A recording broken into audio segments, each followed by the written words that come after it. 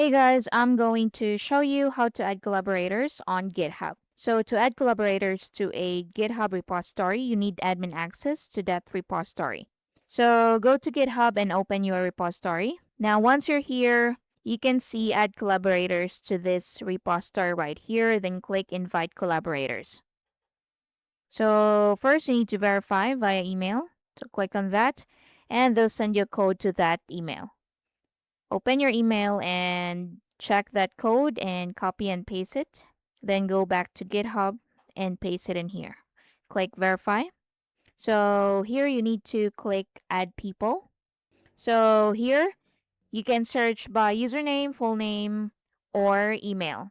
So search for the person's GitHub username, then select that account and click add this person or add that username. So once you click add, the person will receive an invitation. So they must accept it before they can access the repository. So click add, and that's it.